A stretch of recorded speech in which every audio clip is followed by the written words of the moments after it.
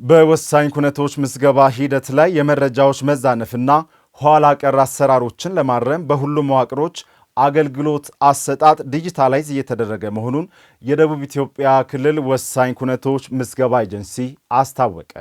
የልደት፣ ጋብቻ፣ ፍቺና የሞት ኩነቶች ምዝገባ ወቅት አላስፈላጊ ክፍያ የሚጠይቁ አካላትን ማህበረሰቡ ሊያጋልጥ ይገባል ተብሏል።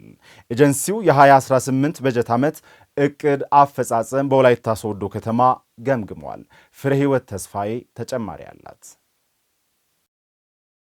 ኤጀንሲው በበጀት ዓመቱ የእቅድ አፈጻጸሙን በወላይታ ሶዶ ከተማ የገመገመ ሲሆን የልደትና የሞት ምዝገባ በየዞኑና በየከተማ አስተዳደሮች ላይ ባሉ ሆስፒታሎችና ጤና ጣቢያዎች አገልግሎት ከማስጀመር አኳያ ጥሩ ጅምሮች መኖራቸውን ገምግሟል። በመድረኩ የተሻለ አፈጻጸም ያስመዘገቡ ዞኖችም ከሚመለከታቸው ባለድርሻ ተቋማት ጋር በትግግዝ መስራታቸውን አመላክተዋል።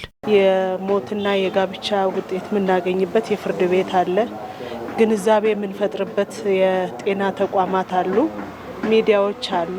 ከነሱ ጋር በቅንጅታዊ ስራ በመስራታችን የተሻለ ውጤት ማግኘት ተችሏል። በአራቱም ኩነት ያለንበት ትንሽ ሞት ዝቅተኛ ነው። በሶስቱ የተሻለ አፈጻጸም አለን። ሰርቲፊኬት አሰጣጡ ላይ እንግዲህ ታችኛው መዋቅር ላይ ነው ሰርቲፊኬት የሚሰጠው።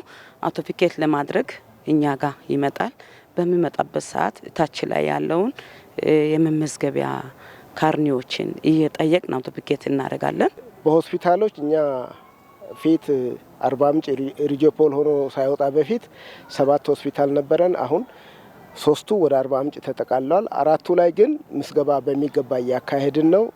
ወደ 8000 አቅደን ወደ 3079 አከናውነናል። ከዚህም የተሻለ ውጤት ለማስመዝገብ ቀጣይ ሊስተካከሉ ስለሚገባቸው ጉዳዮች ያነሱት የመድረኩ ተሳታፊዎች በተለይም ተገልጋዮች ሕጋዊ አገልግሎት ወደ ኤጀንሲው መጥተው እንዲያገኙም ነው ያሳሰቡት። ማህበረሰቡ ሕጋዊ መንገድን ባለመከተሉ የተለያዩ አገልግሎቶችን ለማግኘት ክፍያ ሲፈጽም በዘርፉ የሚከናወነው ብልሹ አሰራሮችን ለመግታት ያዳግታልና በጋራ ልንሰራ ይገባል ይላሉ ተሳታፊዎች።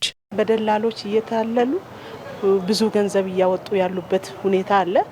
ይሄ ደግሞ ለማረጋገጫነት ክልል ላይ ሲሄድ ለአገልግሎት ኢሚግሬሽን ሲሄድ እጅግ በጣም ህብረተሰቡን እንግልት እየደረሰ ያለበት ሂደት ስለሆነ እኛ ጋር ተጨባጭ ሆኖ መረጃዎች እየመጡ የሚገኙትን ህጋዊ ሂደትንም ጭምር እንከተላቸዋለን።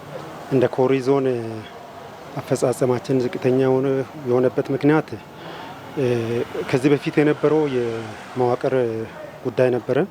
መዋቅሩ ከአንድ ተቋም ወደ ሌላ ተቋም እየተዘዋወረ የዛ የተቋም አለመረጋጋት ተግባራችንን በትጋት እንዳንወጣ ውጤት እንዳናመጣ ትልቅ ማነቆ የሆነበት ሁኔታ ነው ያለው።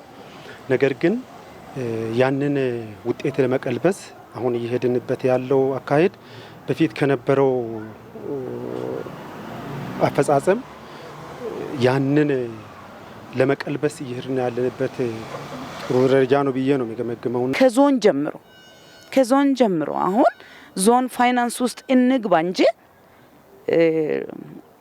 በአካል አድርጎ የማየት ችግር ሁሉ አለ። በዛ ልክ ወረዳው ላይ ፋይናንስ ውስጥ ይግባ እንጂ አካላዊ አርጎ ከራሱ ተግባር ጋር እየገመገመ አይደለም። ማናጅመንት አካል አርጎ እያሳተፈ አይደለም። ቀጣይ ትኩረት ተሰጥቶ መሰራት ያለበት ምንድነው? በዚህ በአደረጃጀቱ ላይ መዋቅሩ ላይ ውጤታማ ስራውን እናደርጋለን ብለን ካል መዋቅሩ ላይ ዲፕሊ መሰራት አለበት። ዜጎች በአራቱም ኩነቶች በቂና ቀልጣፋ አገልግሎት እንዲያገኙ ለማድረግ ያለውን አቅም አሟጦ ተጠቅሞ መስራት አማራጭ የሌለው ጉዳይ ነው ያሉት የኤጀንሲው ዋና ዳይሬክተር አቶ ክፍሌ ዋና በቀጣይ እንደ ክልል የተሻለ አፈጻጸም ያላቸውን በማጠናከርና ልምድ ልውውጥም እየተደረገ ዝቅተኛ አፈጻጸም ያላቸውን ደግሞ በመደገፍ እንቀጥላለን ብለዋል። የተሻለ የተሰራበትን ተሞክሮ ወደ ሌላ ማስፋፋት፣ ችግር ያለበት አካባቢውም ለይቶ በድጋፍ ታች ወርዶ ያንን እዛው እርምት መውሰድ።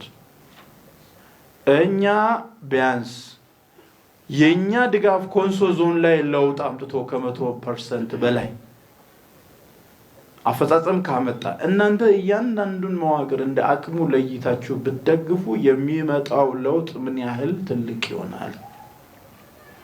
በዚህ በሚመጣው ለውጥ ውስጥ ደግሞ አሰራር ማስጠበቅ ግዴታ ነው። የግንዛቤ ስራ አሁንም ስለ ሴክተሩ ሰው በደንብ እስከሚረዳ ድረስ የግንዛቤ ስራ በልዩ ትኩረት እየተሰራ ይቀጥላል። ኖ ዳውት አትወል ጥያቄ የለበትም እሱ ላይ።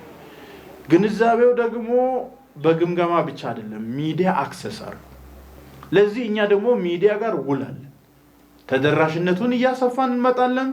እናንተ ግን ውል ባለባቸው አካባቢ ያሉ ዞኖች፣ ከተማ አስተዳደሮች ሚዲያን ግንዛቤ ለመፍጠር ሌብነትን ለመዋጋት አገልግሎት አሰጣጡን ለማሳለጥ መጠቀም መቻል አለባቸው።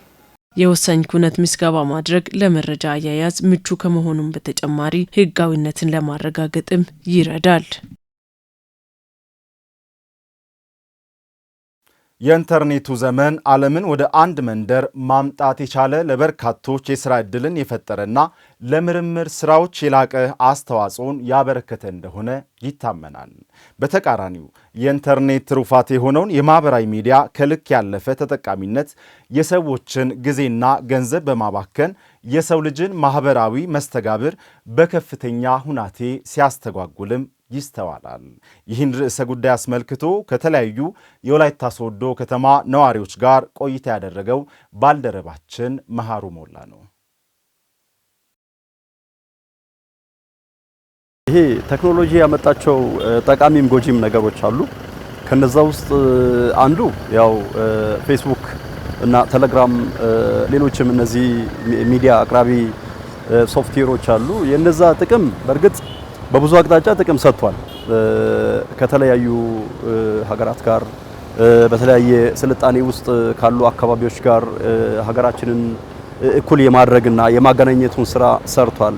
ቢሰራም ግን እጅግ በጣም አንዳንድ ከፍተኛ የሆነ ተጽዕኖ የማሳደር ነገር አለ። ያ ማለት ካልቸራሊ እኛ የተሳሰረ ባህል ያለን የተሳሰረ ወግ ያለን ሰዎች ነን። ይሁን እንጂ አሁን እነዚህ ቴክኖሎጂ አመጣሽ ሁኔታዎች ከመጡ ወዲህ እጅግ በጣም መራራቁ ይታያል እና ቴክኖሎጂ በጣም ለብዙ ነገር ይጠቅማል። አንደኛው አሁን እኔ በፎቶ ዘርፍ ነው ያለሁት። ፎቶ አንስቼ ሰው ምንም ሳይቸገር ስልኩን ጥሎ ቢመጣ በቴሌግራም ልኬ ገንዘቤንም ቀበላለሁ። ያም ሰው ደግሞ ከችግር እንዲላቀቅ አደርጋለሁ። ቴክኖሎጂ በጣም ይጠቅማል።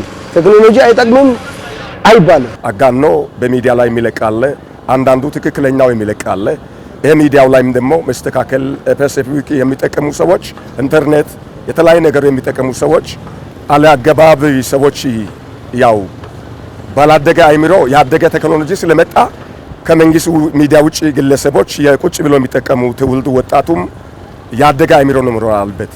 ሚዲያውን ሲጠቀም ሚዲያም ተቃሚ ሰዎች ያደገ አይምሮ ከሌለ ያደገ ማን ነው ቴክኖሎጂ መጥቷልና በዛ ጋር ተያይዘው ልዩ ልዩ በእኛ ውስጥ ግጭት እንዳይፈጠር ልዩ ልዩ ነገሮች እንዳይሆኑ እኛም እንደ ህዝብ ስናየው ያ ነው መሆን አለበት የሚል ነው።